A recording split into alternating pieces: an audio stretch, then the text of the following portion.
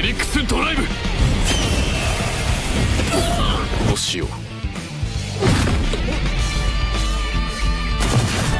ブルウィンドブレイド。 Halo semua, bagaimana kabarnya? Semoga kuota kalian baik-baik saja. Sebelumnya, admin minta maaf karena kemarin tidak sempat upload video karena ada sedikit kesibukan. Pada kesempatan kali ini, admin akan kembali melanjutkan alur cerita dari Shincho Yusa untuk part yang keduanya. Baiklah, tanpa berlama-lama langsung gas ke alur ceritanya.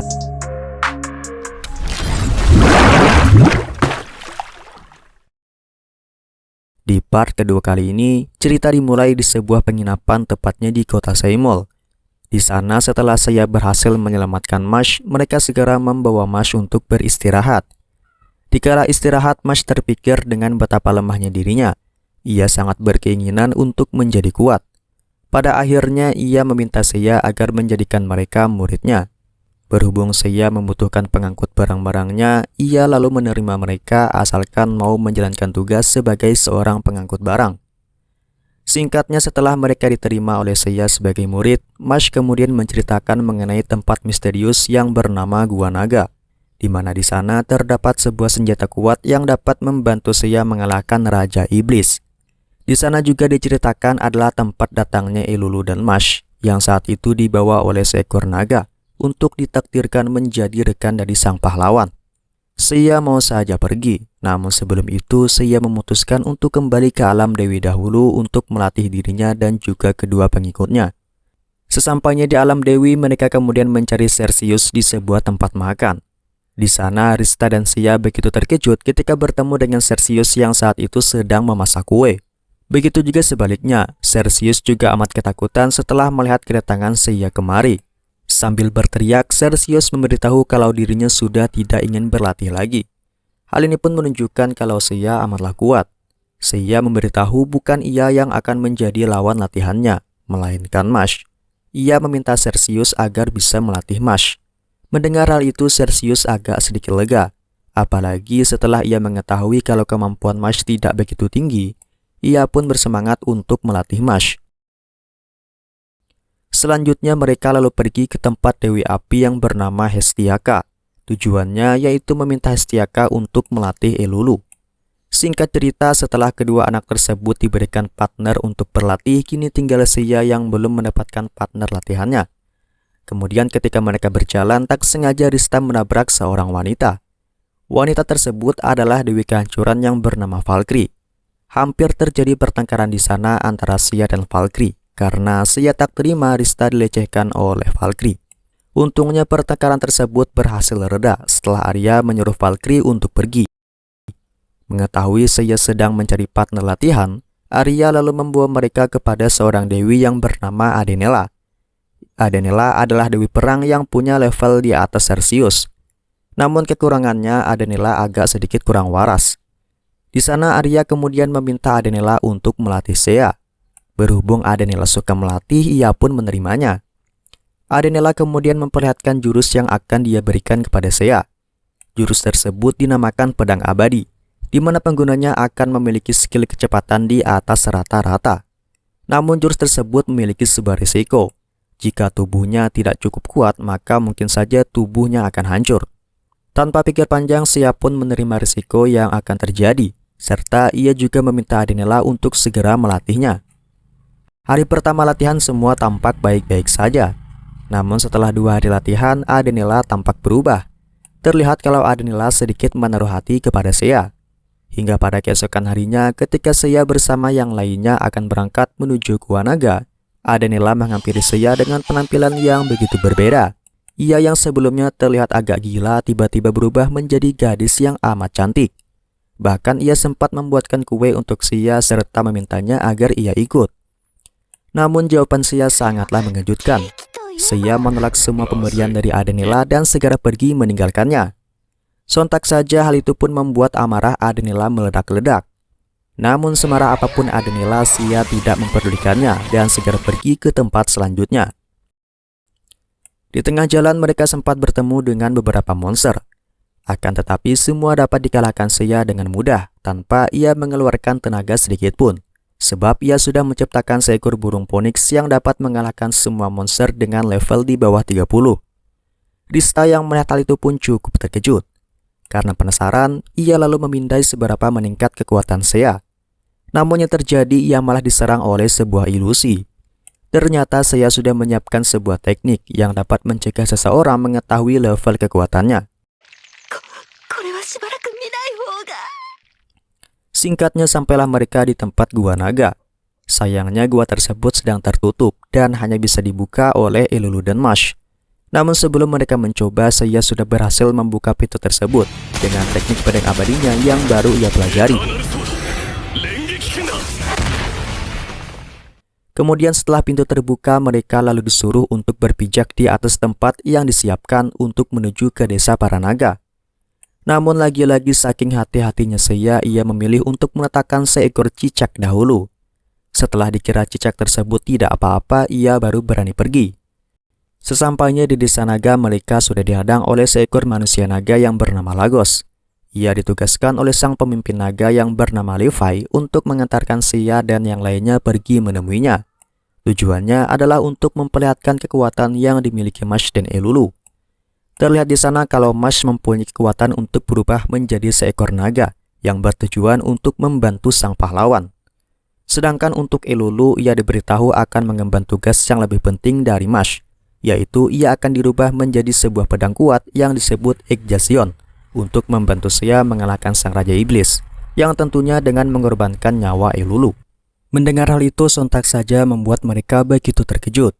Sayangnya mereka tak bisa apa-apa, sebab Elulu sudah ditakdirkan untuk melakukan semua itu, dan juga pedang tersebut adalah salah satu cara untuk bisa mengalahkan Raja Iblis.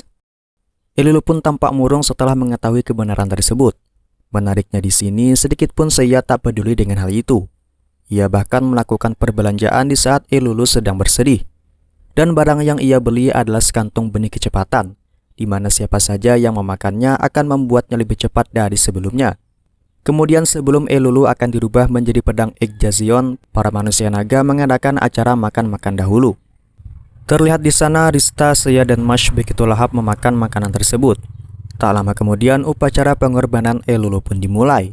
Di sini Elulu disuruh untuk melompat ke jurang naga yang akan mengubahnya menjadi sebilah pedang. Terlihat kalau Elulu sangat tidak menyukai hal tersebut. Namun karena tak bisa apa-apa, terpaksa ia berpura-pura menerima keadaan itu.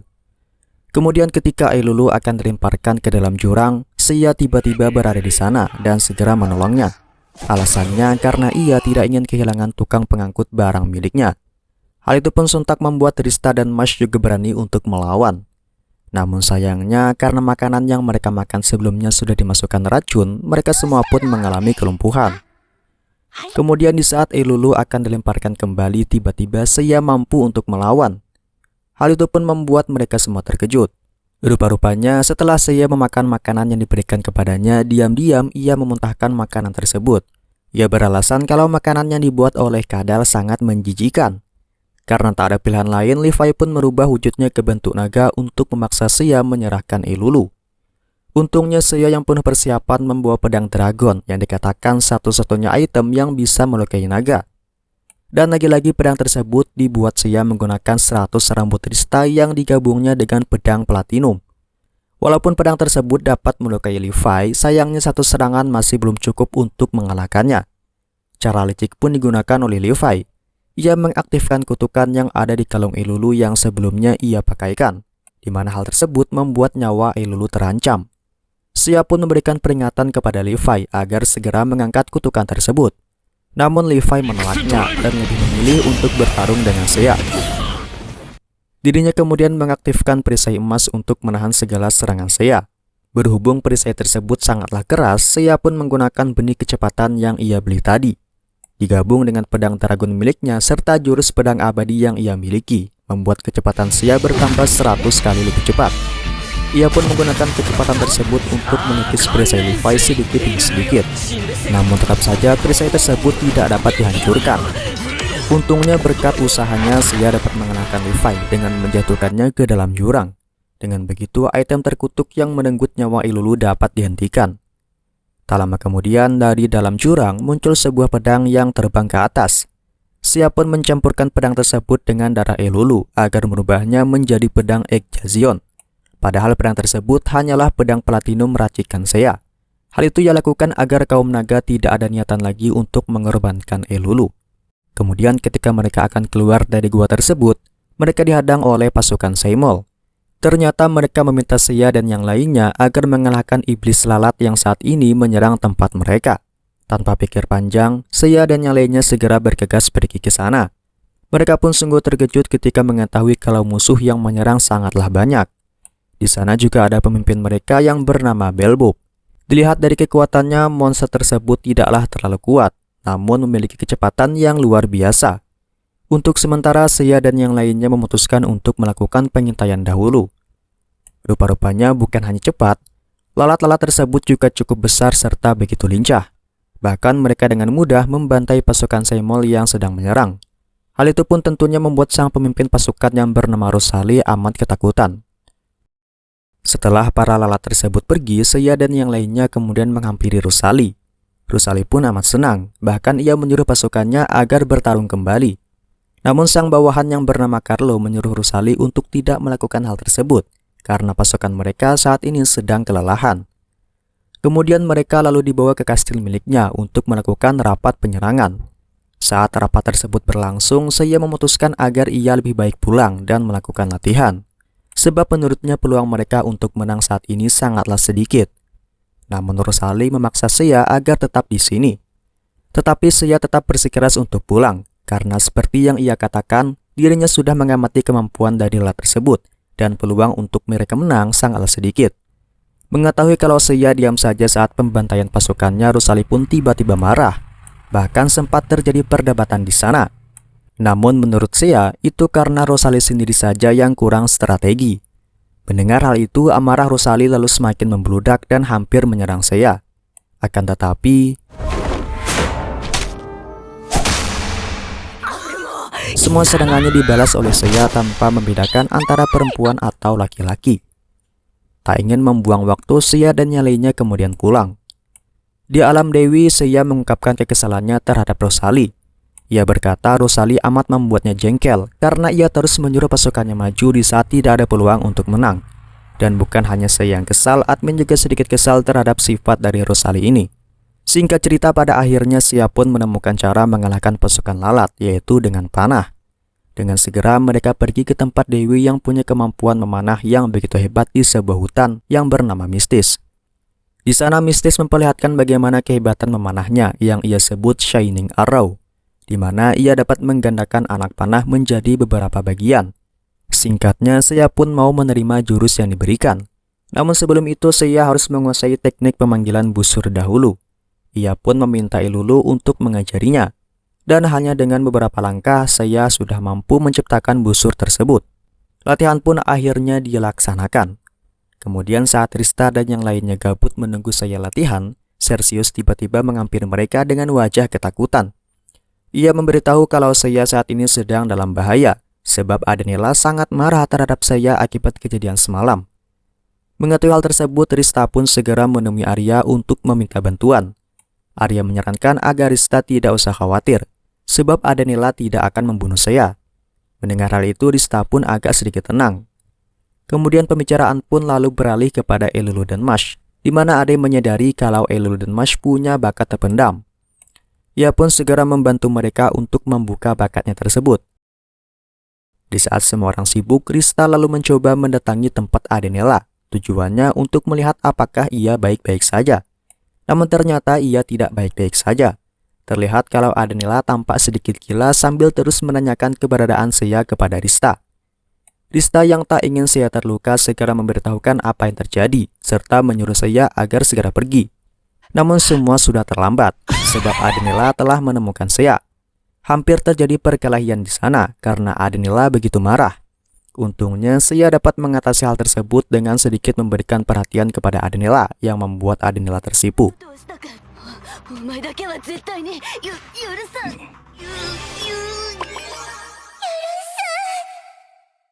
Namun tanpa sepengetahuan Seiya, ternyata Mistis diam-diam mengintip Seiya dari jauh.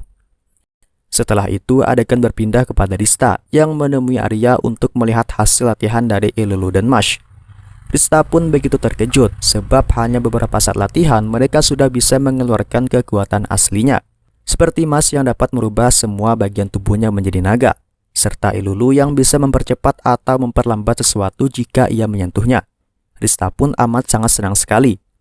Namun ketika Arya mengetahui kalau Seiya sedang latihan bersama Mistis, tiba-tiba Arya pun marah sebab Mistis amatlah berbahaya. Hal itu dikarenakan Mistis adalah dewi yang saknean. Bayangkan jika Seiya terus bersama Mistis, apa yang akan terjadi? Mendengar hal itu, Rista pun segera buru-buru untuk memperingatkan Seiya. Namun semua sudah terlambat. Birahi Mistis sudah tidak dapat dikendalikan. Ia berusaha untuk menangkap Seiya dan Mash. Beruntung Seiya berhasil menghentikannya dengan memanah bagian anunya.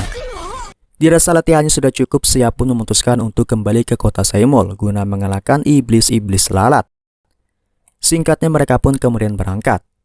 Sesampainya di sana mereka sungguh terkejut karena Rosalie sudah pergi duluan untuk bertempur.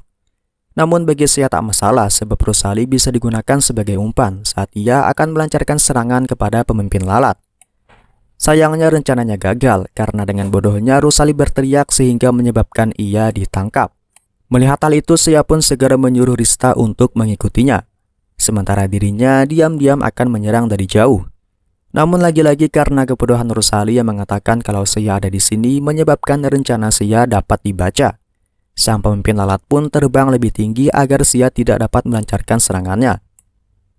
Namun sungguh mengejutkan, tiba-tiba sebilah anak panah melesat ke arah dirinya. Sang pemimpin curiga kalau Seiya sedang mengikutinya. Ia pun menentang Seiya agar segera bertarung dengan nada meremehkan. Tanpa basa-basi, Seiya pun segera menggunakan kesempatan itu untuk melancarkan serangannya. Tapi sayangnya serangan tersebut tak ada satupun yang mengenainya.